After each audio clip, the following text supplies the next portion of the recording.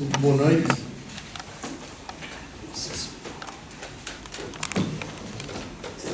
Excelentíssimo Sr. Professor Dr. Martinho Rodrigues, digníssimo Diretor do Centro de Investigação, Professor Dr. Veríssimo Serrão, Dr. Venturinha, prazer em conhecê-lo e saber que está aqui, o meu velho amigo, o nosso Conde Rio Maior, meus amigos. Quase todos são meus amigos, porque os conheço quase todos há muitos anos, mas queria só agradecer àqueles que realmente se deslocaram de Lisboa até aqui, não só familiares como amigos da minha infância, que estudaram comigo nos pupilos do Exército.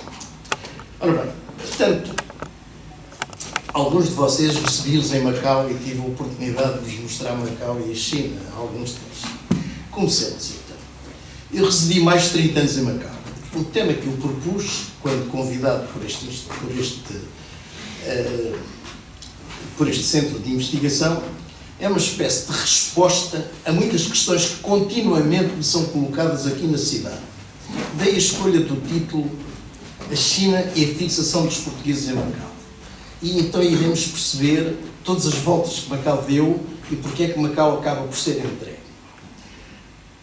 Gostaria de salientar que a minha permanência em Pequim, por 7 anos, nas universidades referidas, possibilitaram contactos com uma geração de novos e já grandes historiadores chineses, com quem várias vezes tive a oportunidade de contactar, discutir, aprender e ser surpreendido da forma como eles falam por vezes de ações e de eventos onde os portugueses participaram.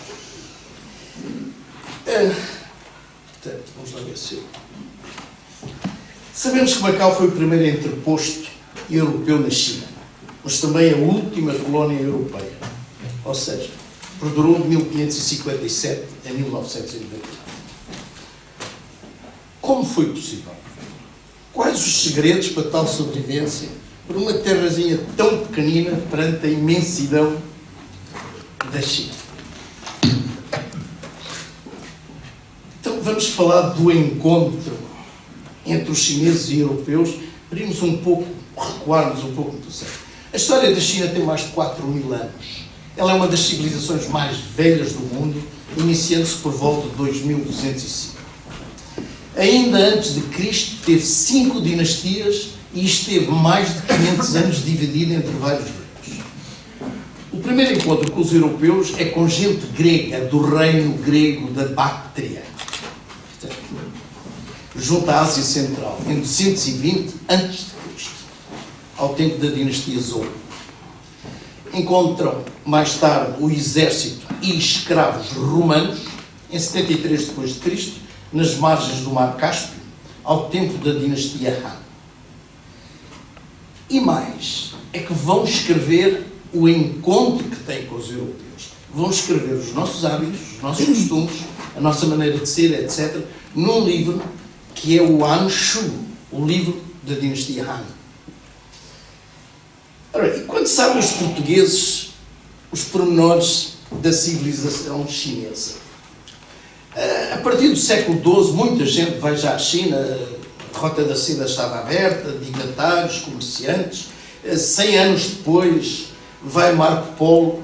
Já a China não está a ser governada por um imperador chinês, mas está a ser governada por um imperador mongol, que é a família dos Khans, Kublai Khan, Gengis Khan, etc. Marco Polo vai escrever um livro que nos vai dar uma informação precisa daquilo que para ele era a China. Ele não chamou China, ele chamou Katai, dado que os primeiros chineses que eles encontram é um reinozinho pequeno de Katai, e ele depois pensou que aquilo era tudo Katai. Portanto, o Marco Polo, no seu livro Il Milione, reparem, Marco Polo, naquela altura, já falava nos milhões de chineses. Il Milione, os milhões. Ou as viagens. Nenhum escrito anterior havia fornecido tão imensa quantidade de novos conhecimentos sobre a Ásia ou sobre o dia-a-dia do povo chinês. O livro dá-nos conta que a China tinha uma autoridade central, tinha um imperador com controle autocrático, pelos vistos ainda tem, sobre o país um grande e relativamente leal exército, já na altura de mais de 1 milhão de homens. Embora constituída com povos de etnias diferentes, havia criado uma identidade nacional. Era uma sociedade estabelecida e tecnologicamente avançada. Porquê tecnologicamente avançada? O mundo pouco sabe acerca do passado da nação chinesa. Sabemos o seu contributo na seda, na pólvora, na imprensa móvel, na bússola, mas só isso. Portanto, a China deu-nos muito mais, ainda antes de Cristo. Há muitos milhares de anos deu-de muita coisa, entre os quais a sela, o arnês e o estribo emparelhado, ou seja, a maneira de controlar os animais de tiro, havia a rota da seda, havia um exército de cavaleiros de milhares e milhares de cavaleiros, etc. Portanto, deu-nos o leme de cadastro na popa e as anteparas na construção naval. Portanto, o leme é o primeiro desenho colorido. As anteparas são estes risquinhos que vemos no segundo desenho. Portanto, podia-se fazer o buraco no casco do navio, a água entrava, mas o navio não ia ao fundo, porque ficava limitado aquelas anteparas. Deu-nos barcos que já projetavam fogo, etc. Minas que já se lançavam na água, e deu-nos um aparelho que nós nunca conseguimos ter na Europa, que é a besta para lançar uma seta. A China, antes de Cristo, já tinha besta com uma culatra onde cabiam 10 setas, e as 10 setas eram projetadas no mesmo momento. Aliás, é aquele ali com as 10 setas, é o primeiro desenho de baixo. Exércitos de centenas de milhares de gente, não podia ser uma setinha de cada vez. Tinha que sair logo 10 setas para arrumar com 10 pessoas.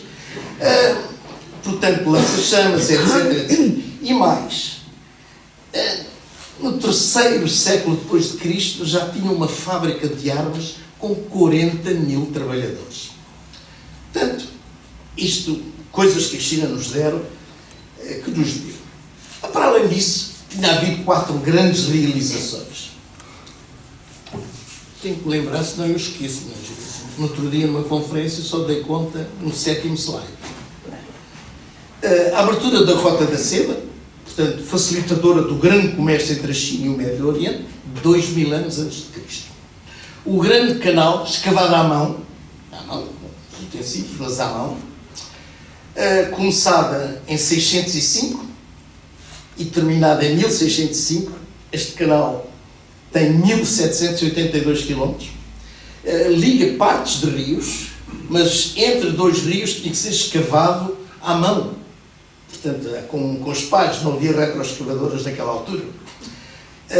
E só para manter esse canal, onde circulava o grão e o exército do norte ao sul, era preciso uma manutenção de 15 mil homens, 15 mil barcos e 160 mil soldados.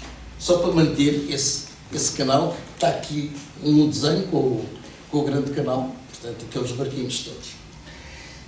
Deu-nos a Grande Muralha da China, ainda 220 anos antes de Cristo, feita com uma série de fortificações conforme os materiais da região.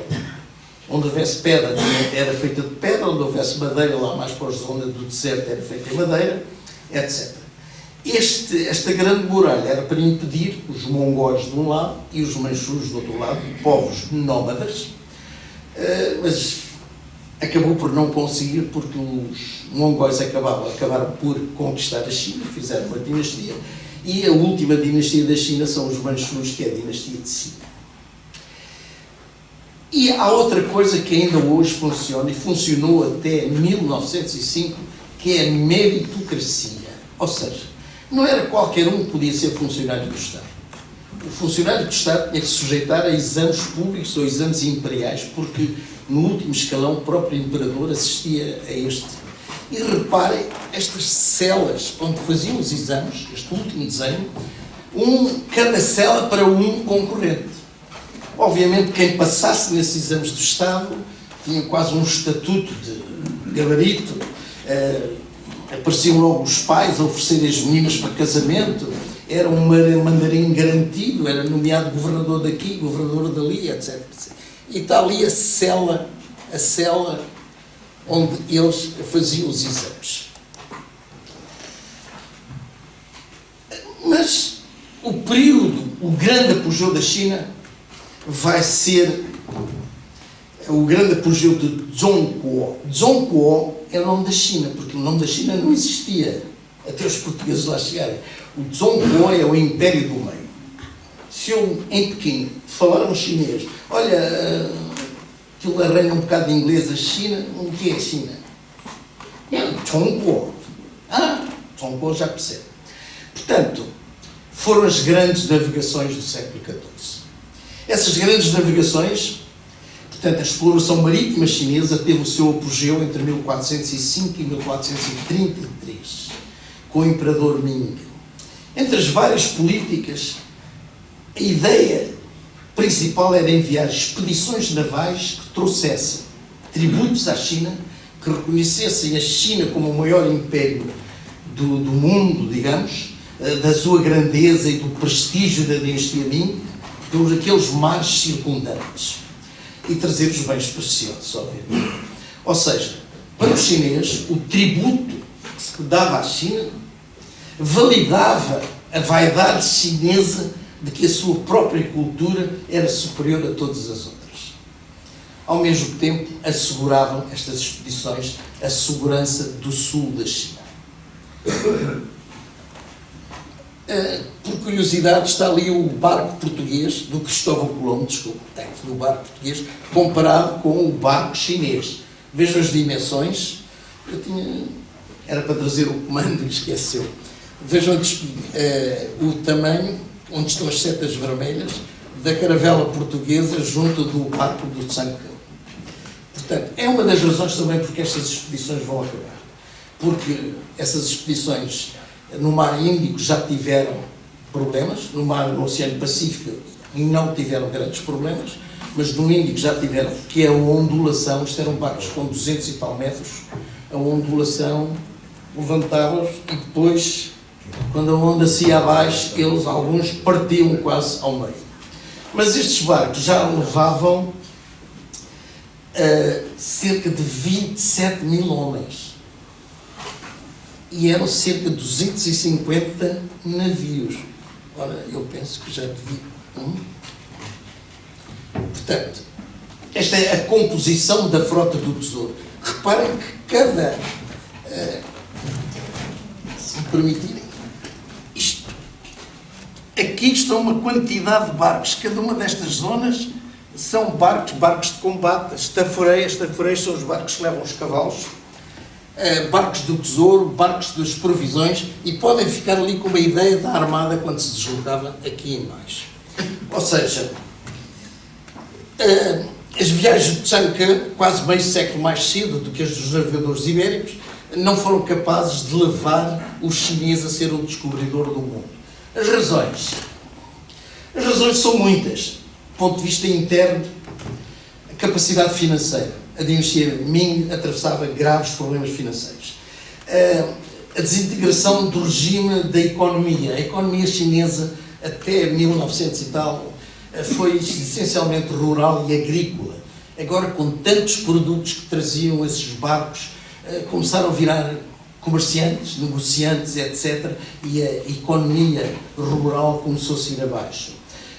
Fosse do apoio logístico militar, que pedia muita coisa, enfim, a decadência do próprio Estado, a insegurança interna e externa, os seus ataques constantes, a fragilidade dos barcos. O certo é que tiveram que acabar com estas grandes expedições, mas ficaram numa zona, e essa zona ainda hoje é um problema internacional, que é aquilo que eles chamavam a nossa Ásia Marítima.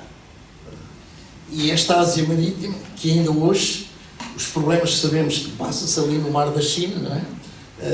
Construindo ilhas, criando aeroportos militares, controlando a navegação, não querendo saber das reclamações de países que também reclamam as suas águas territoriais, no caso das Filipinas, do Vietnã, da Malásia, etc. Portanto, do ponto de vista político, económico e cultural, a Ásia Marítima ficou dependente da China, esta região, por serem e eram consideradas o Daminhuidian. Daminhuidian quer dizer instituições da Grande China, do Grande Ming.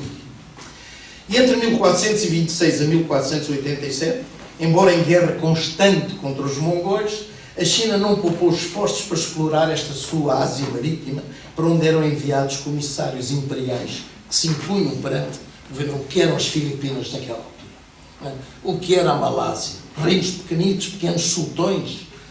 As Filipinas ainda eram quase régulos.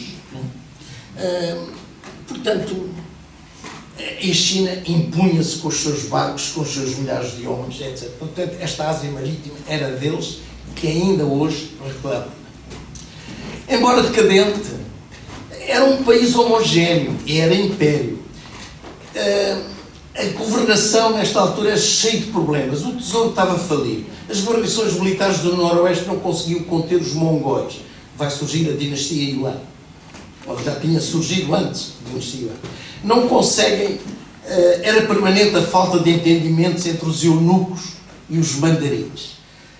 Os eunucos eram crianças aprisionadas ao Ocidente, mais muçulmanos do que chineses propriamente, que eram trazidos para a corte imperial, eram sujeitos àquela operaçãozinha ao cortezinho, passavam a ser homens afemininados para poder viver na corte do imperador, junto das concubinas todas, mas eram instruídos desde miúdos junto do imperador a defender a política do imperador. Só que, como eram eunucos, estavam sempre em conflito com os mandarins, que eram chineses autênticos. Portanto, tudo isto criava uma certa problemas a nível da corte. Ora bem, entretanto, o Vasco da Gama chega à Índia, em 1498. Depois vão conquistar Malaca, em 1511. E a conquista de Malaca vai ser a pedra basilar do Império Português do Oriente, inicialmente nos primeiros 100 anos. Na verdade, a superioridade marítima portuguesa tornava-se possível. Os nossos barcos já andavam por ali. Repara, Malaca é descoberta em 1511. Em 1512, as Ilhas Molucas, Macassar, Amboino, já os nossos barcos visitavam e comercializavam naquela zona. Portanto, na verdade, a superioridade marítima portuguesa tornava-se possível em 80 anos, desde que acabaram as navegações do Chanc'e, portanto, das grandes navegações da China, e o fim das expedições chinesas, portanto, comandadas por este homem. Foi o bastante para que se mudasse o destino da China. Este permanente navegar de embarcações portuguesas superiores em qualidade, superiores em armamento, inferiores em número, pelas águas do Índico e do Pacífico, levaria, segundo historiadores chineses como Wu Ziliang, ao impedimento de tornar a Ásia Marítima, ou parte dela, logo no início do século XVI, território chinês ultramarino, como nós acabamos por vir a ter. Portanto, foram os nossos barcos que, andando naquela zona, impediram que os chineses andassem por ali a conquistar e a impor-se naqueles terrenos. E são os próprios historiadores chineses que o dizem. Com a conquista de Malaca em 1511, estavam criadas as condições para o Afonso de Albuquerque, do Renascimento, se entregar à diplomacia e cumprir o pedido de Dom Manuel, curioso pelo livro do Marco Polo. Portanto, saber dos Sines. Aqui, Albuquerque, quando conquista Malaca, vai contactar uns juncos chineses, por lá estavam, e vai começar aquilo que ele veio a designar-se como a empresa da Sina. Ainda não há China. Há uma palavra, Sina. Gostaríamos de dizer que a palavra Sina vem do sânscrito indiano, que depois os persas transformaram em Sin. E que um português, em 1516, um cronista, mas também foi um grande guerreiro, morreu no assalto em Mactan, nas Filipinas, ao lado do Fernão de Magalhães. Portanto, ele é que vai, é o Duarte Barbosa, ele é que vai escrever pela primeira vez de China. E, pelas crónicas dele, é que a Europa fica a conhecer a China e hoje toda a gente fala na China. Porque menos os chineses que não sabem o que é China. Os chineses do campo, não é culto. Para ele é hoje Chongguo. Ele é Chongguo. Ora bem, então,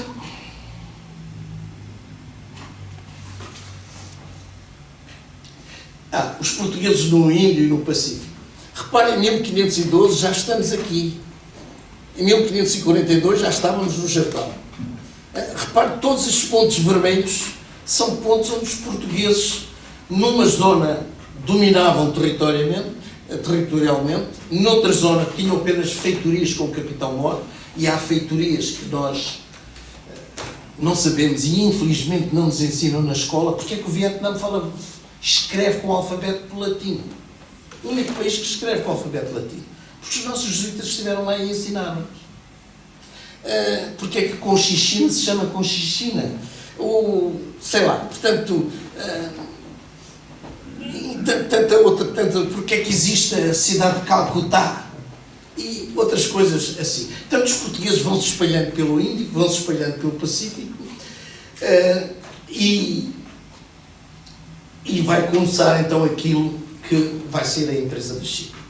Albuquerque vai mandar o seu primeiro oficial, portanto é o Jorge Álvares, que vai mandar de Malaca à terra dos Sinos, próximo de San Juan, ou seja, a ilha de Tunman, que nós portugueses chamamos de Tamão. Por esta época, já os portugueses andavam, como eu disse, pelos arquipélagos bem mais longe que a China. Então, como seria a China nos inícios do século XVI, quando os portugueses chegam ao Extremo Oriente? Saberiam eles da existência de Portugal? Embora decadente, a China era um país homogéneo e império, como eu disse. Nos primeiros anos do século XVI tinha uma governação cheia de problemas, como também referi. Os mandarins do imperador Cheng, não sei se é ele, mas desconheciam a existência de Portugal e só souberam dos portugueses porque estes foram vítimas de intrigas por parte de mouros que haviam já perdido para Portugal muitas das regiões que eram tributárias da China.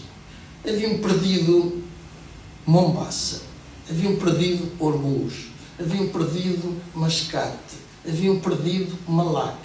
E todos esses eram tributários da China, traziam a novidade até ao imperador que havia ali gente que andava a ocupar, que tinha armadas, que tinha grandes barcos, etc.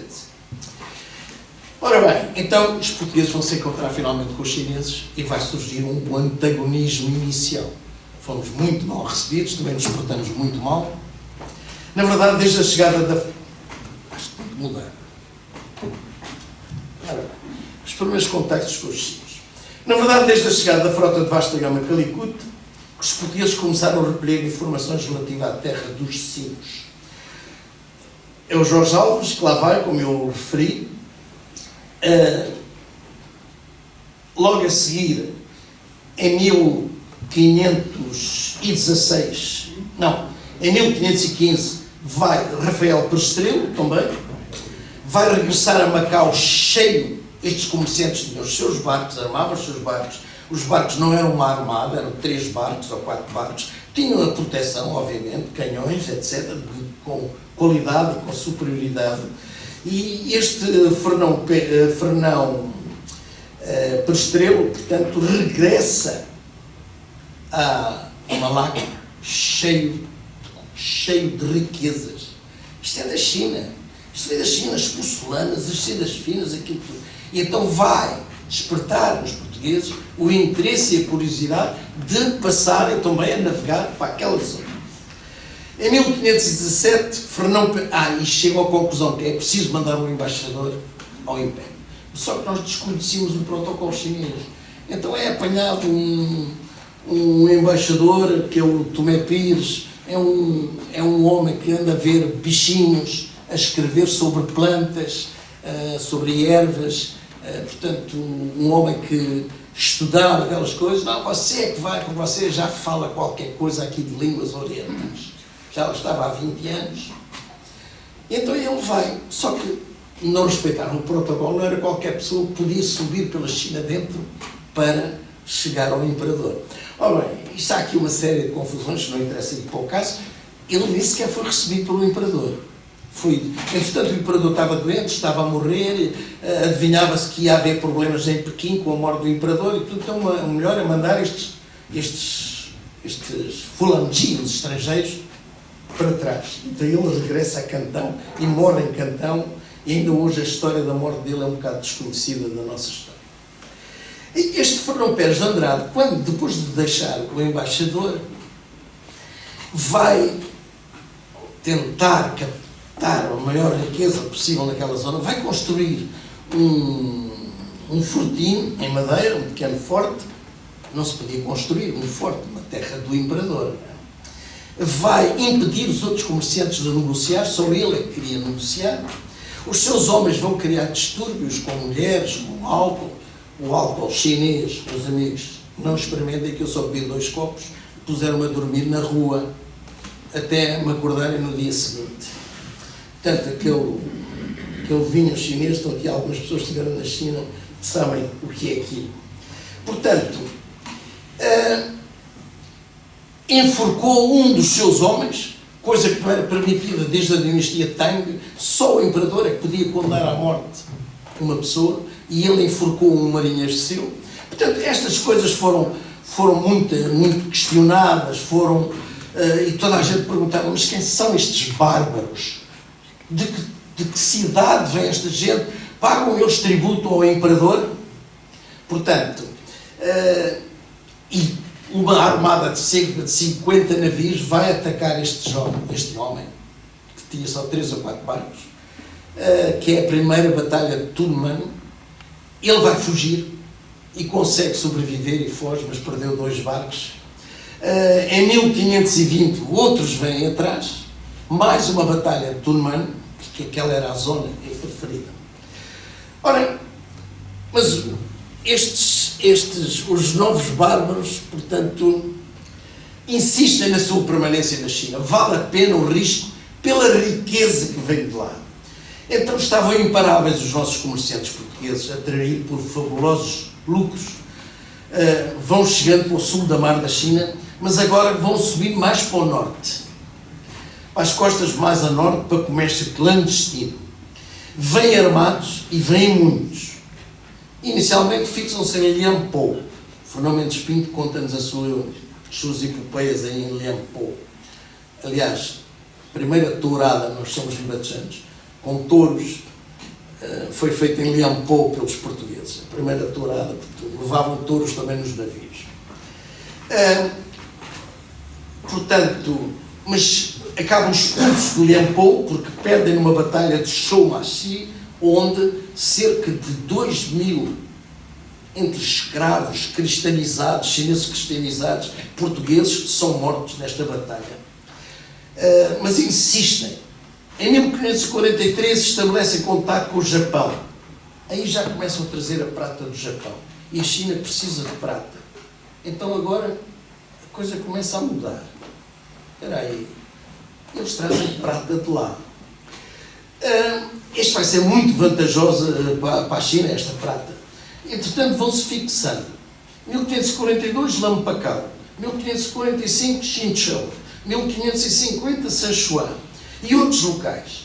E por último, já próximo de Macau, na ilha de Lampacao, logo depois em Amagao. Quer dizer que Ama é a deusa protetora dos navegantes. Gao quer dizer porto. E a palavra Macau é uma evolução de Amagao. Portanto, nestas últimas feitorias, a autoridade marítima já consente, porque eles fazem bom comércio. Os portugueses tornam-se representantes, uns únicos a levar coisas da China. Sedas, porcelanas, arroz, cobre, estanho, chumbo, etc. Para outras zonas que precisavam. Muitas vezes os mandarins eram subornados. Então os historiadores chineses falam e escrevem. Eu li artigos sobre a forma como os portugueses subordinados, como é que se diz? Subornavam estes mandarins. Portanto, outras vezes pagavam os seus direitos, enfim, faziam já comércio com certa vontade.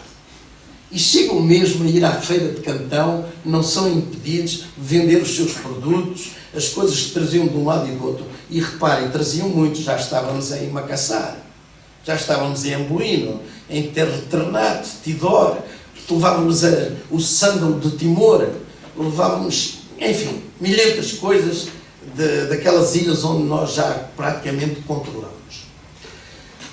Ora, estas vindas de centenas de barcos portugueses, ou dezenas de barcos portugueses, começam a pensar, a China começa a pensar que havia que reorganizar a defesa nacional. Tornava-se urgente resolver o problema dos portugueses no litoral sul. Então, mas qual é a situação na costa do sul, na costa chinesa? Para além dos problemas do tempo do Imperador Ming, reinavam piratas que fizeram história na China. Wang Zi, Lin Jian, Shang Xilao, etc. Havia rebeliões dos povos mais a sul que não queriam nada com, como sabe, os de Pequim, os chineses do norte, que até falam o mandarim, os do sul são cantoneses, falam o cantonês. E as relações deles é um pouco como portugueses e espanhóis. Portanto, a situação, havia um homem que levava milhares de chineses atrás, que era o He Yaba. Portanto, mais a norte, os temíveis piratas japoneses, o Ako. Enfim, e para agravar mais a situação, os mongóis, mais uma vez, atacam a China e chegam a Pequim, criando desordens de toda a maneira. A China já tinha a experiência da dinastia anterior, do tempo de Marco Polo, da dinastia Yuan. O engraçado é que eu fui professor na Universidade de Pequim e dei a cadeira História da China, por curiosidade, porque eles quiseram ver como é que um ocidental dava a cadeira do país deles. E quando eu falo na dinastia Yuan aos meus alunos, houve alunos que abriram os olhos. Dinastia Yuan, sim, uma dinastia dos mongóis, durante 200 anos, controlaram a China. Eu não sabia, eram mongóis. Eu já tinha ouvido falar na dinastia Yuan, quer dizer, eles omitem que foram governados por estrangeiros. Portanto, gostaram da maneira como eu lhes ensinava a perspectiva portuguesa da história da China, porque o reitor tinha-se doutorado em Sevilha ou em Madrid, ou coisa assim, e soube que eu dava a história da China em Macau, na Universidade de Macau, pediu então para dar lá aos portugueses, aos alunos do curso de português, eram 40, e aos alunos do curso de espanhol, que eram uns 20 e tal. Ou seja, eu tinha 60 alunos que percebiam o português, a quem dei a história e cultura da China. Ora bem, portanto, em 1557 há uma grande revolta do Zhelin e é aqui que os chineses não hesitam. Precisam mesmo do apoio dos barcos portugueses. E os nossos comerciantes, com os seus barcos, juntaram-se todos e prestaram apoio à China e o Zhelin, pura e simplesmente, foram eliminados. Ora bem, então eles começam a questionar. Tivemos o apoio dos portugueses, vamos pedir o apoio dos portugueses, mas eles andam por aqui, isto assusta-nos. Eles já sabiam que os portugueses, designavam-nos por Fulangi, haviam estabelecido ou conquistado grandes portos seus tributários, como Malinde, Colombo, Ceilão, Coxim, Malaque, Calicut, Hormuz e Mascate, etc. Pagavam tributos à China. Agora já não pagavam, eram controlados pelos portugueses.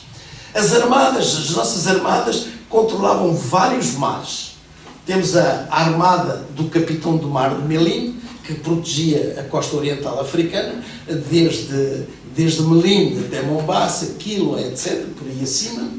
Temos o grande almirante do mar da Pérsia e da costa do Oman.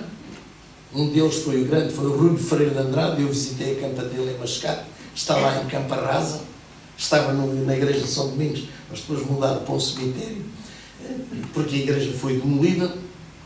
Tínhamos a armada da costa de Malabar, comandada por Lourenço de Almeida, o filho do primeiro vice-rei, que morreu num combate com o Samorim de Calicut nesse mar. Portanto, estão-me a ouvir bem? Controlávamos muitos daqueles mares. Sabiam das grandes vitórias que nós tínhamos tido. Sabiam que tínhamos derrotado a armada do Samorim de Calicut. Sabiam que tínhamos uma armada conjunta de turcos otomanos, comandados pelo Mir Hacem, a que juntaram as tropas da armada do sultão de Guzarat na Batalha de Diu. Atenção, a Batalha de Diu, foram 16 navios portugueses comandados pelo Francisco de Almeida, o primeiro vice-rei, contra cerca de 200 navios dos outros. Ainda hoje, nas academias militares, se estudam a tática que Dom Francisco de Almeida utilizou para esta derrota. Portanto, para esta vitória contra eles. Portanto, os chineses sabiam e até diziam em voz baixa. Eu também, isto foi a primeira vez que eu vi em Pequim. Portanto, eles em voz baixa, dizia-se assim, falava-se da coragem dos portugueses e depois diziam em voz baixa, a sorte do mundo é serem eles tão poucos, porque a natureza, como aos leões, os fez raros. Ou seja, eram os poucos. Isto era falado, era conversado entre eles. Ora bem, portanto, para os chineses já não éramos os fulangis. Passamos a ser agentes do Ta Tsiangco. Ta Tsiangco, quer dizer, o grande reino do Mar de Oeste. Tal grande reino que mandava aquelas armadas, que mandava aqueles canhões, que mandava aquela gente, que dominava aqueles portos, que tinham aquelas armadas, e os chineses começam-nos a ver numa outra perspectiva. Admiravam a tenacidade, a coragem ou a vontade com que nós passeávamos no meio daqueles piratas que infestavam aquelas águas. Então começam a avaliar das drásticas consequências para a sua nação, impreparada para lidar com forças alheias à sua tradicional esfera geográfica. Muito bem, então sempre que precisarmos, vamos ter o apoio dos barcos portugueses. Porque não? Vamos a isso, com prudência e cautela chinesa. Então temos que arranjar uma terra para eles. Será que eu já passei algum? Pois já. A presença portuguesa nas águas chinesas, já falei disto. Em que local permitir então a fixação dos portugueses? Embora cientes, os chineses tinham consciência que se juntasse uma grandíssima armada pelo mar e milhões de homens, que eles já armavam exércitos de centenas de milhares por terra, esmagavam-nos. Eles tinham consciência disso. Mas, portanto, qualquer espaço que doassem para a nossa permanência, mais do que um problema provincial, era agora nacional. E eles precisavam de invertê-la a seu favor, pois davam conta que a perseguição que nos tinham movido pelas províncias onde tivemos aquelas feitorias todas tornar-se infrutífera. A superioridade bélica das grandes armadas portuguesas em armas de fogo, em artilharia, em embarcações, era uma constante. A incapacidade naval chinesa, depois da época do Chang'e, para longas distâncias, tinha acabado. A possibilidade de guerrilha marítima que os portugueses poderiam fazer, conjuntamente com piratas chineses, japoneses e malaios, seria um grande problema. Então, vamos com cautela permitir a estadia dos portugueses. Mas em que local permitir a fixação dos portugueses? Em que local? Aquilo é minúsculo Macau, não é? Perante a dimensão da China. Ora bem, então, eu já aqui referi a algumas feitorias onde nós estávamos, não é? Tínhamos Sanchuan, Lampacau, já foram consentidas em 1552. Podem ficar aí. Em 553 e 1554, já frequentávamos pacificamente a Baía de Amacau. Já construímos construções temporárias em terra firme. Os chineses não levantavam problemas. Em 555, alguns portugueses começam mesmo a habitar permanentemente em Macau. os chineses continuam a não levantar problemas. Em 557, a fixação dos portugueses está estabilizada em Macau. Os barcos saíram e vinham para Macau. O outro sai, vem, é para Macau. Então depreende-se que houve uma política chinesa pré-estabelecida para isso. Uma forma de convite a ocupar. Ocupem Macau, deixe-se estar lá. O lugar é então frequentado, devidamente aceite, e claramente nós portugueses agradecemos. Obrigado, deixa-nos ficar. Agradecemos com alguma precipitação. E o Leonel de Sousa, que era o armador mais importante, era o que armava mais barcos aqui na zona, portanto aceitou. Na verdade, as autoridades locais de Cantão começaram a discutir esta política da nossa fixação logo depois de termos desembarcado em Macau. A tal ponto que há documentos, por exemplo, a carta do vice-rei de Cantão, que apresentava um memorial ao imperador, que dizia assim: em vez de os afastar, os portugueses, aproveitar a situação deles em Macau e fazer tudo depender de nós para a sua sobrevivência. Fazer saber os regulamentos e as interdições e reforçar a prevenção e a gestão. Reparem, Macau não tem nada. Macau não produz nada, só tem jogo. Macau não tinha. Naquela altura tinha umas várzeas. Do resto, e teve umas indústrias de bonecos e de coisas assim, que tudo acabou, só tem jogo. Macau não produz nada mais. Teve uns instrumentos de óptica também, no século XX. Portanto, a política chinesa, a China aplicou com habilidade duas máximas chinesas que explicam isto. Uma, o Aihou Yuan Ren, quer dizer, afeiçoar, passar a mão por aqueles que vêm de longe, de nós. E outra é Jini Busbei, rédeas soltas, mas bem curtas.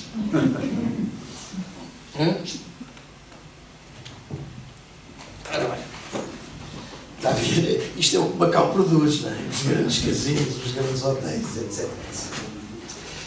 Ora bem, a fixação dos portugueses em Macau, a verdadeira... já dei demais. Não, mas pode ser. A fixação dos portugueses em Macau, a verdadeira razão, não foi, pois, nenhuma razão política a autorização dada aos portugueses, pois as relações externas da China com os outros países eram num sistema tributário, como já referido. Então, para os chineses, então, o tributo dos estrangeiros, dos fulangis, validava ser a sua cultura superior em tudo, em relação às outras culturas. A China não tinha relações político-diplomáticas com Portugal, nem sequer, se calhar, saberiam exatamente onde é que ficava Portugal. E a missão diplomática chefiada por Tomé Pires tinha sido um fracasso. A autorização, para nós lá nos permanecermos, foi pura e simplesmente uma medida de conveniência de caráter económico para ambos e de cunho militar para a China. Desprovida de qualquer relação político-diplomática, que só veio a estabelecer-se uma relação político-diplomática com Macau, só se veio com Portugal em 1887, ou seja, 350 anos depois, que é feito um acordo, os ministros portugueses e chineses assinam, veio a Lisboa, de Lisboa vai a Pequim, assinam o documento, mas havia a linha B do artigo 2, que fixava que Macau seria para sempre português, desde que os portugueses não alienassem, mas que duas comissões conjuntas, chinesa e portuguesa, irão definir a fronteira de Macau, porque, como vimos, há uma série de ilhas por ali. E, portanto, é só depois de se ter fixado a fronteira é que então Macau passava definitivamente a Portugal. Por razões que iremos ver mais à frente, isto nunca mais aconteceu. Ora bem, começava agora a história da minúscula Macau. Macau, durante 300 anos, foi um território só com 2,78 km². que era a colinazinha ali de Santo António. Quem esteve em Macau sabe onde é que era a igreja de Santo António, que de pouco a pouco depois espalharam-se um bocadinho mais para baixo. Portanto, Macau, os portugueses limitavam-se a estar aqui. As portas de cerco é aqui, que já iremos falar nela. A Ilha Verde, onde os diabos, era aqui. Aqui é a zona de Moá, aquelas várzeas todas. Portanto, depois vemos ocupar estas duas ilhas, da Taipa Pequena e a Taipa Grande, que se tornou a Ilha da Taipa, e depois Coloane, e ainda exercemos e tivemos militares mortos pelos japoneses nestas ilhas, durante a Segunda Guerra Mundial. Porque foi um período em que não sabia bem para quem queriam aquelas ilhas. Ora bem, portanto, a história é rica, a história de Macau é rica. Desde a chegada dos portugueses no século XVI à enorme China. Foi sempre uma porta de acesso para a entrada da civilização ocidental, contactando com a civilização chinesa e vice-versa. Foi uma plataforma para a simbiose, para o intercâmbio de culturas ocidentais e orientais. Portanto, os portugueses lá viviam ricos e satisfeitos num terço daquela península. Mas, conforme eu disse anteriormente, que a política chinesa obrigar-nos a sermos vassalos deles. Nós prestávamos vassalos. O filho do imperador nascia, fazíamos festas em Macau a comemorar o nascimento do filho do imperador. Se o filho do rei, também de Portugal, nascia, também fazíamos festa, estávamos sempre em festa. Aliás, Macau ainda hoje é uma cidade sempre em festa. Fazíamos festas para a cidade, para comemorar o imperador, o filho do rei português. Portanto, a Macau serviu os interesses da China. Os portugueses passaram a ter uma dependência física em relação à China. Viviam exclusivamente da comida que vinha do continente chinês, porque Macau não tinha nada para comer. Era preciso passar pela portas do cerco a comida para se alimentarem, digamos. Portanto, ou seja, viviam exclusivamente das provisões vindas do continente chinês. A fome de Macau foi a arma da China. Ora bem, como medida complementar foi criada uma forte defesa militar à volta e o seu comandante tinha jurisdição militar direta sobre Macau e fazia uma visita anual para ver se a segurança de Macau, etc., tudo estava bem, dependente da China. Em 1574, não satisfeitos, vão fazer uma muralha, portanto, vão fazer uma muralha à volta de Macau e vão fechar os portugueses dentro daqueles 2,5 km quadrados, com a construção das portas do cerco. Então eles fizeram uma porta por onde entrava a comida, não é? E ali, para cuidar dos portugueses e para a atenção dos portugueses, puseram grandes painéis que diziam isto. Caracteres, grandes painéis com caracteres, qual aviso, dizia assim: atenção meninos, respeito pelas autoridades e agradecimento à benevolência imperial. Vocês estão aí, mas respeito pela autoridade e benevolência imperial. Estava concluído o plano chinês. Muito mais tarde, 300 anos depois, é que nós iremos derrubar estas portas de cerco e iremos impor-nos, até iremos atacar a China e matar os chineses do lado de lá.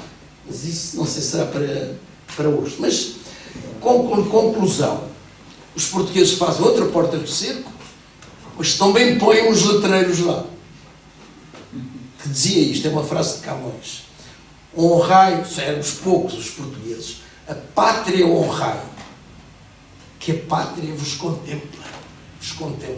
Os portugueses viviam, enfim, com esta coisa. Infelizmente, pelas situações que ainda hoje vivemos, não é? Em relação aos antigos combatentes, a pátria não contempla nada. Aqueles que deram o seu melhor pela pátria. Os portugueses viviam ricos, mas ganharam uma situação de dependência psicológica. Como é que se combate uma dependência psicológica? Festas, bailaricos, etc. Então, todo o santo tem um bailarico em Macau. Estava concluído o plano chinês. E os portugueses viviam ricos, ganharam uma situação dependente, portanto, baseada na indefinição do seu estatuto, nem certeza do seu futuro, mas numa gratidão permanente pela graça imperial de os deixar ficar em Macau. E como é que os portugueses vão? Pois é, eu já devia ter posto esta. Esta é a porta chinesa que os chineses fazem. Separando, portanto, aqui são os nossos homens, esta parte é a parte portuguesa, aqui havia as muralhas e a porta do cerco chinesa.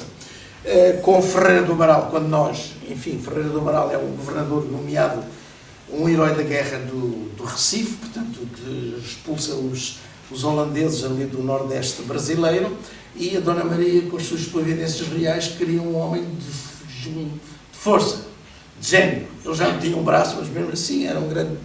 Então é nomeado governador de Macau. E ele vai deitar abaixo tudo isto, e vai se impor, e vai correr, e vou falar mais à frente disso, com os mandarins todos, com o governador chinês que vivia em Macau, com essa gente toda, vai fazer umas portas de cerco nova, vai pôr aqui da nossa casa real, e cá está a comida que passava pelas portas do cerco, que vinha... Doutor, se quiser passar para ali, certamente verá melhor. Vou ver. Vai, consegue? Okay.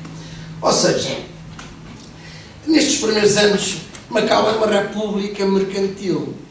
Os portugueses estão lá, vivem do seu comércio, muito barco, muito para a frente, para trás. Mas, em 1583, o bispo que está em Macau, em 1580 perdemos a independência. Agora começam a aparecer nos territórios portugueses os barcos espanhóis.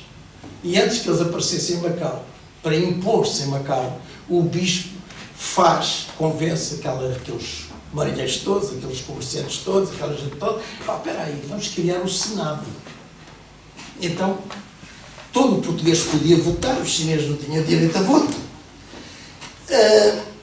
Portanto, o Leonardo Sei, o bispo, vai realizar-se as primeiras eleições, vai nascer o Senado, vão aparecer juízes, vereadores, um procurador da cidade, e é criada também uma guarda de segurança de 150 homens. E eu realço um pouco aqui, esta guarda de segurança era importante, porque o porto de Macau era bastante visitado por japoneses, por indonésios, por malaios, por Axém, Passém, essa gente toda. E então era preciso impor-se perante aqueles marinheiros. E não vem a propósito, mas eu vou-vos contar um pouco a história do André Pessoa. O André Pessoa é o homem que é escolhido para ser o comandante desta guarnição militar no Porto. O André Pessoa é um homem que não é militar, mas pronto, é feito capitão temporário e vais comandar a segurança, está contigo. Este André Pessoa, os japoneses embebedam-se no Porto de Macau, começam à maneira japonesa a querer conquistar, ocupar, não sei o quê, tudo, criam uma série de desordens e a segurança é chamada. E ele vai até o Porto, manda por ordem, eles tinham os jurabaças, que eram os homens que falavam português e uma língua nativa ou local ou japonês, e vai dizer, regressam aos barcos, acalmam. Os japoneses não, crescem ainda mais. Outros marinheiros japoneses vêm juntos e começam a avançar pela cidade. E ele diz, olha, eu sou obrigado a atirar. E atirou e matou alguns japoneses. Bom, os japoneses pararam, meteram-se nos seus barcos, acabaram e foram-se embora. 3 anos depois, este homem acabou a sua comissão, voltou a ser o seu comerciante, mete-se no seu barco e tem um carregamento de seda e de porcelanas para levar para o Japão, ali vai ele. E logo no porto onde ele atraca, o homem do barco japonês de 3 anos antes, a quem ele tinha morto, os japoneses o conhecem. Vai dizer ao Daimyo, está ali o português que matou os japoneses lá em Macau, não sei o quê, não sei o quê. E começa a haver ali um certo movimento e ele, desconfiado, manda os seus homens recolher para o barco e sai. Mas ele já não estava com uma grande experiência de navegação, encalhou o barco. E os barcos japoneses avançam. Isto foi-me contado por um professor universitário no Japão, há pouco tempo, quando nas reuniões que eu estive lá, tive um mês no Japão, todo o mês de maio, e então isto é-me contado.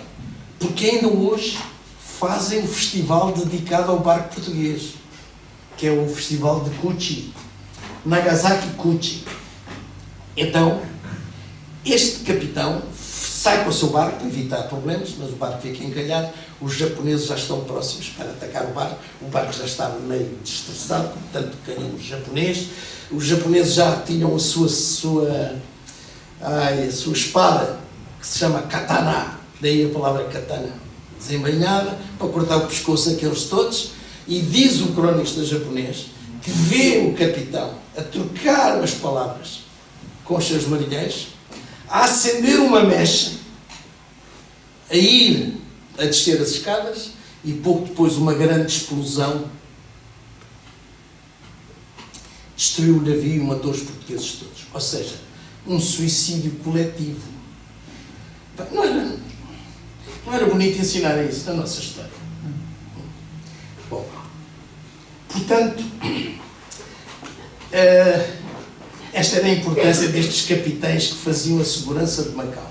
Portanto, Macau vivia como se fosse Veneza, Florença, etc. Era uma república mercantil no território chinês. A soberania, como é que era exercida? Macau, uma república mercantil, está aqui. A soberania.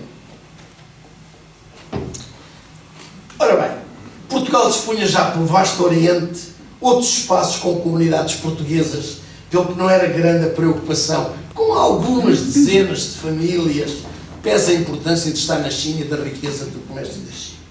A coroa portuguesa deixava os seus interesses comerciais e o apoio logístico às armadas, a feitores ou agentes. Porém, política e militarmente, só se fazia representar uma vez por ano pelo capitão da viagem da China a Japão, que é aquele barco, ou seja, saía de Lisboa e parava em tudo quanto se fosse o Império Português, até chegar a Macau. Portanto, era uma viagem paragens por um ano, chegava a Nagasaki e depois regressava outra vez. Se havia alguém que tivesse que ser condenado à morte, por exemplo, o ouvidor de Macau não podia fazer, tinha que esperar pelo capitão deste grande barco. Portanto, como aquilo era um porto, nós portugueses temos o hábito de chamar aquilo Porto do Nome de Deus, somos cristãos, Porto do Nome de Deus da China. Mas em 1586, o vice-rei da Índia, Dom Duarte Menezes, vai confirmar a denominação de Cidade do Nome de Deus na China. E vai-lhe conceder o primeiro foral, exatamente igual ao da cidade de Évora, com os mesmos privilégios, honras, liberdades e preeminências. E aqui este vice-rei vai fazer uma maldade aos macaenses, que estavam habituados a viver sozinhos, só controlados pelo seu senado. Vai impor um governador. E depois da troca de tiros que houve com os japoneses, a segunda troca de tiros em Macau é entre os homens do governador que desembarca, português, com os portugueses que viviam em Macau. É a segunda cena de tiros. Claro que o governador retira-se para não haver assim grandes problemas e só 2 anos depois o mesmo governador é mandado outra vez, porque agora os holandeses já atacavam Macau. Os holandeses ambiciosos, invejosos, que desde 1604 estão a atacar Macau. Então, Macau era, portanto, era o porto próspero e despertavam a inveja dos holandeses. Em 1622, os holandeses vão fazer um grande ataque, mas com tática. Põem uns barcos a bombardear a cidade de um lado para criar o pânico entre a população. Olha o que se passa na guerra Ucrânia e Rússia. E do outro lado, vão queimar pólvora úmida ao longo da praia de Cacilhas, fazer uma fumaraça enorme onde desembarcam 600 homens. E esses 600 homens começam a subir. Nós tínhamos uma linha de defesa montada à última da hora, tínhamos uma guarnição militar de 150 homens, como foi dito, tínhamos uns escravos. E os holandeses não têm problemas de subir até aquilo que hoje se chama o Campo da Vitória, ao pé da Escola Oficial Portuguesa, portanto. A Escola Primária Oficial. E então, tivemos sempre Deus connosco. Há um padre jesuíta que era matemático, lá fez os seus cálculos, mandou um tiro, e vejam lá que coincidência, o tiro caiu na carroça que trazia as barricas de pólvora. Uma grande explosão, morrem centenas de holandeses, aquilo é uma desorientação total. começam a descer aquela encosta para a praia de Cacilhas, para apanhar os barquitos para regressar aos barcos. Os homens dos barquinhos, a ver a multidão dos seus holandeses, antes que aquilo virassem os barquitos todos, ficassem lá todos, fogem. E então os holandeses ficam pela água e os portugueses dizem aos escravos: serão libertos, ajudem-nos nesta guerra. Então os escravos, de katana na mão, descem por aí e aquilo é uma limpeza. E foram, nesse mesmo dia, foram libertos.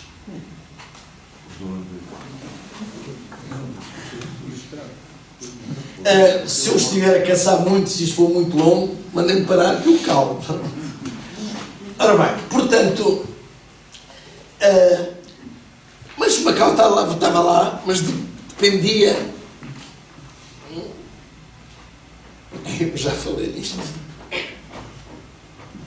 A dupla legitimidade e a lealdade obrigatória.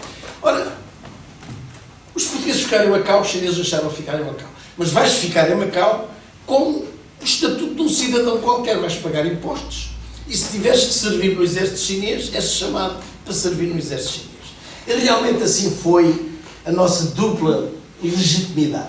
O governador, que já existia em Macau, só tinha que se preocupar com a parte da segurança e da defesa da cidade. Mas com a desculpa deste ataque holandês de 1622, vai cercar a cidade com uma muralha e vai colocar pela primeira vez a bandeira portuguesa. Dom João IV, mais tarde, vai dar o título de cidade, não sei quantos, ileal, porque nós nunca arvoramos a bandeira espanhola. Mas a bandeira portuguesa também não andava assim muito arvorada, que é para não atiçar os chineses. Mas agora o governador vai pôr a bandeira e vai criar a muralha. O que quer dizer que é uma desobediência numa terra que os chineses dizem que é da sua, que é a China. Ora bem, esta era as funções do governador. E do Senado de Macau? É como sempre, gozava de autonomia, era quem tinha reuniões com as autoridades de cantão, com os mandarins, nomeava diretamente o presidente do Senado, o governador não riscava nada ali, portanto, em homem branco. Tratava dos assuntos do Senado com os mandarins chineses. E durante 280 anos Macau vai viver assim até vir o tal brasileiro lá das guerras do Nordeste brasileiro.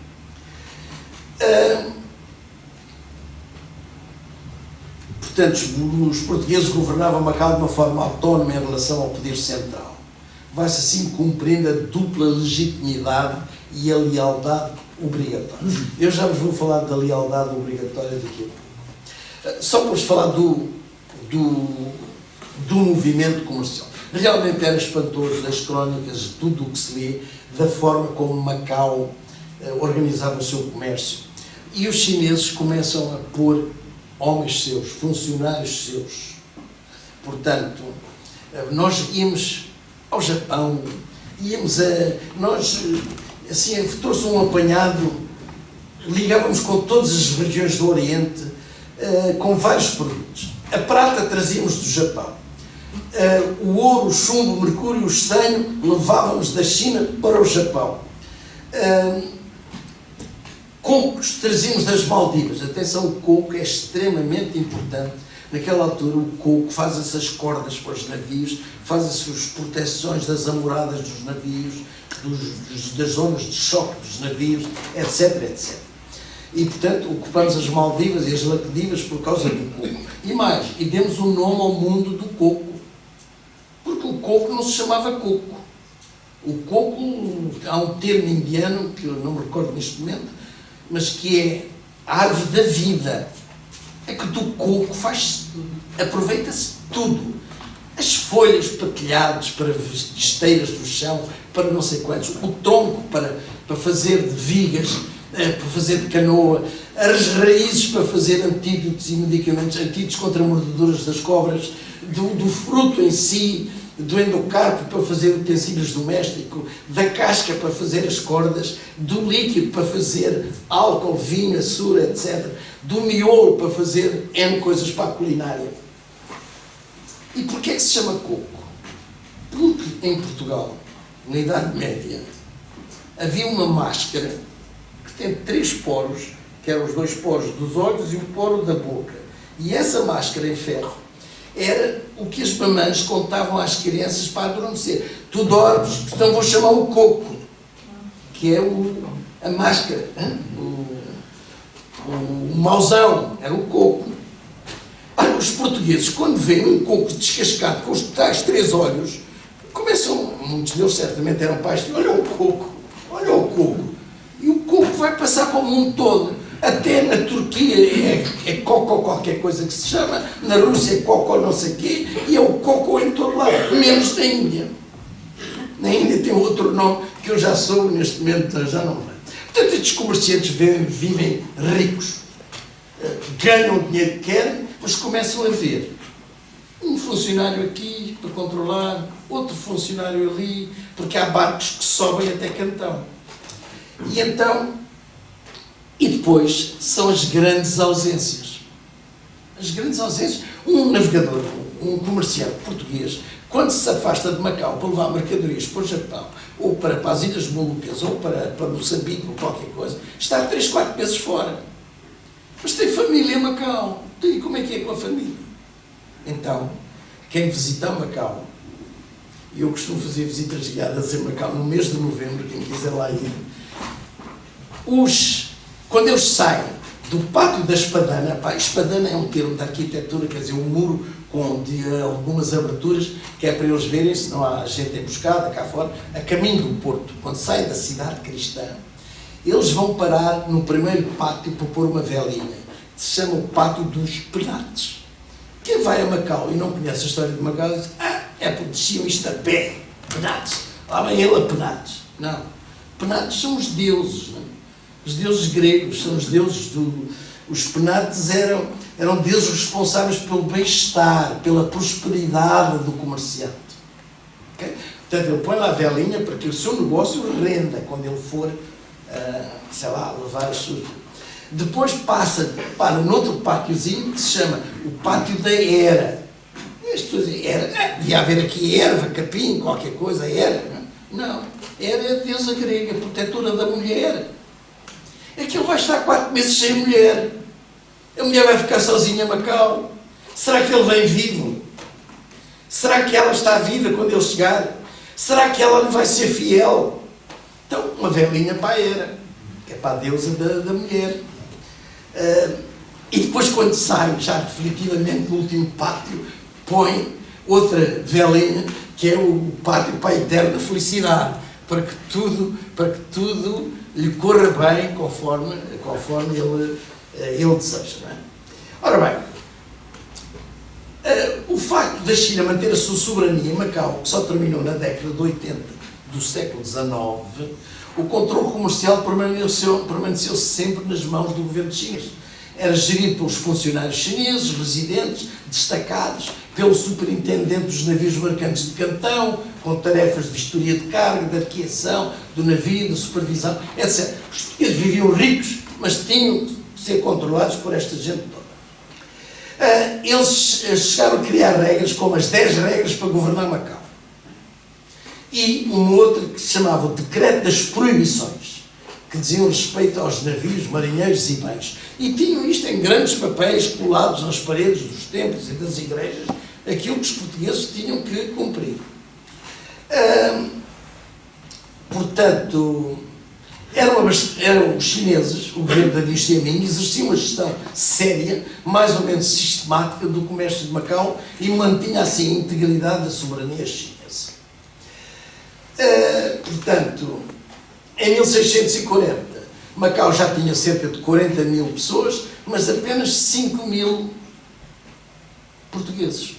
O resto, e seus familiares. O resto era tudo gente de fora. Mas vivia-se em paz.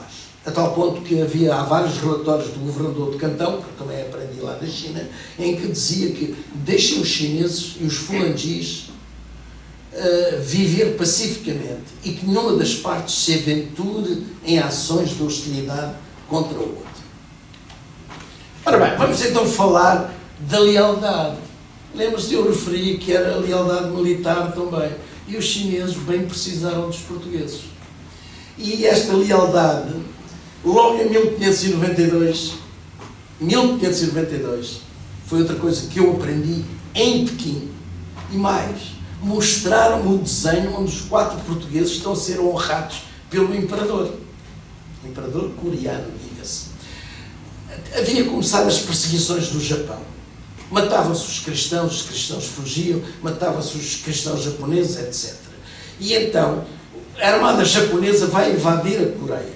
A Coreia é um protetorado da China naquela altura. Então a China destaca uma armada com o general, para defender a Coreia. Há 4 portugueses de Macau que se oferecem voluntários. Porquê? Porquê só 4? Porque eram especialistas. Segundo o documento coreano, dizia assim: estes portugueses são mencionados porque levam à surpreendente destruição de muitos navios, obrigando a abandonar a batalha. Então estes portugueses ficaram conhecidos como Cheguei. Cheguei é os mergulhadores submarinos de águas do mar. Nós já vimos um barco com as minas que eles lançavam, pois os portugueses utilizavam certamente uma mina mais evoluída, mergulhavam no escuro da noite, punham aquelas minas feitas com um sistema de pólvora, não sei o quê, e aquilo certo é que há, nesta batalha de Injin, é assim que se chama a batalha, logo a armada chinesa tem uma grande vitória, porque os navios japoneses, a grande maioria, são destruídos ali. Esta batalha se deu no estreito de Noriyama, acho eu que é assim que se chama, ainda hoje é referido pelos chineses e pelo... Em 1621, o imperador Van Li pede gente de guerra e armas, que os manchus estão atiçados, estão a atacar a China de uma maneira não vista antigamente. Então, lá vão 200 a 300 portugueses, mais os seus canhões, que vão lutar na Grande Muralha. Por acaso está ali um português, mas não era militar na altura. Portanto, vão lutar na Grande Muralha. Em 1623, novo ataque, lá vão mais 400 militares portugueses, comandados por Gonçalo Velho, com os seus canhões para a Grande Muralha, e veja lá mais um tiro de coincidência. Há um tiro de um dos nossos canhões que vai ferir o comandante em chefe daquelas tribos todas manchus, que se chamava Nurachi. O Nurachi é ferido gravemente, tem que recuar. Os manchus cancelam, morre no campo de batalha, este Nurachi. Então os manchus recolhem-se todos, recuam, cada um vai para a sua região fazer as cerimónias fúnebres, e depois das cerimónias fúnebres levam meses até todas as familiares se recolherem, etc. Depois vem a sucessão, quem vai chefiar as tribos todas. Isto levou 18 anos, ou seja, o tiro de canhão português atrasou a conquista de China pelos manchus 18 anos. Nós nem sabemos do nosso feito em Portugal, mas os chineses é que o dizem. Foram vocês que nos ajudaram a não sermos ocupados 18 anos antes. Sabem o nome do sargento que ia comandar isto, dos artilheiros, etc. Bom, eu estou a ver que o doutor olha para o relógio, se não estou a ser prolongado, não é? Não, vai perdoar, mas realmente é que eu quero dar a oportunidade de, pelo menos de 3 perguntas. Então eu vou acabar muito sucintamente de uma outra maneira. É que há outro segredo de sobrevivência, é que os padres jesuítas eram astrólogos, etc. Eram os homens que dominavam os eclipses do Sol, e tudo isto para os chineses é importante. Os chineses, o calendário chinês tem importância terrível. Não só por causa das colheitas, das searas, etc. Porque aquilo são milhões de bocas para sustentar. E se não souber dar na altura exata, e estes padres foram grandes na China, foram nomeados mandarins, viveram na corte, ao lado do imperador. Um deles até falava russo, e é quem vai representar numa embaixada chinesa, é ele que vai com posse para falar com os russos, na defesa da fronteira do rio Amur com a Rússia. Só para vocês ficarem com uma ideia, a Rússia roubou à China 920 mil quilómetros quadrados. Por isso é que a Rússia chegou a Vladivostok. àquela zona. Portanto, o papel dos padres, entretanto, a minga acaba, os portugueses têm que mandar mais gente para proteger a família real, agora é para proteger a família real que está a recuar. Quem é a guarda que protege a família real dos Manchus? São os portugueses. A tal ponto que o padre da guarnição consegue, já nos momentos finais da fuga dos imperadores Ming, da dinastia Qing, batizar a imperatriz, porque morreu católica. Portanto, vem a dinastia Qing e vai tudo manter-se. Vão ser piores que a Ming. Vão impor mesmo. Isto é o colégio onde os jesuítas eram preparados, ali ao fundo. Este é o Tribunal da Astronomia, das Matemáticas, das Geografias, liderados pelos jesuítas portugueses. Agora é a dinastia Qing. Portanto, aqui agora o mandarim vai viver em Macau e vai mandar em Macau, com a dinastia Qing. É construído este palacete, que é onde o mandarim chinês vai viver e impor-se em Macau. Aqui é a alfândega chinesa que vai controlar todo o comércio de Macau. Não há barco que vai em Cantão nem nada. Com o passar dos anos, eles vão abrir o Porto de Cantão aos outros países. Aí Macau vai cair. Porque agora os holandeses vão ao Porto de Cantão, os ingleses vão ao Porto de Cantão. E ao verem isso, os ingleses começam a levar ópio. Os ingleses dominavam o Paquistão, o Afeganistão, então o ópio era o grande comércio. E os chineses gostam de fumar. E então vai haver uma certa decadência, o imperador vai queimar as caixas, dezenas e centenas de caixas de ópio, e vai haver a primeira guerra de ópio, em que os ingleses vão derrotar a China, vão ocupar Pequim, vão ocupar Hong Kong, digo eu, não é Pequim, vão ocupar Hong Kong à força. Depois começam os estrangeiros a ocupar cidades chinesas, Dalian vai para os russos, Taiwan vai para os alemães, Qingdao, que é a melhor cerveja chinesa, vai para os alemães, Harbin vai para a França, Nanjing vai para a França, e nós que estamos lá há 500 anos, não há nada para nós. Então a Dona Maria diz assim, não, espera aí, então se aqueles todos ocupam aquilo, porque é que Macau não há de ser por nós? E aí vêm as providências reais da Dona Maria II e ela vai se impor, e agora temos um governador que vai correr com os chineses para fora. Claro, cortaram a cabeça ao governador, né? Passado 3 anos, portanto, caíram uns chineses em cima, cortaram-lhe a cabeça ao Ferreira do Amaral. O exército chinês está-se a organizar para atacar Macau e a melhor defesa é atacar primeiro. Então é um tenente, o Nicolau Mesquita, que com um exército vai invadir a China. Vamos ter a batalha de Passarian, em português que eu conheci por Passarian, vai derrotar os chineses, criar uma desordem com 6 morteiros que levava, regressa sem nenhum ferido. Os chineses desorganizam-se completamente, levam dias. Isto já deu oportunidade aos chineses, famílias chinesas boas, reconhecidas da China, que viviam em Macau, de ir até ao lado de lá e dizer, calma aí, vocês cortaram a cabeça ao governador, então queriam que os portugueses não fizessem nada. Não há aqui guerra nenhuma, não se ocupa Macau nenhuma, vamos ter calma nessa coisa e vamos continuar bem, não sei.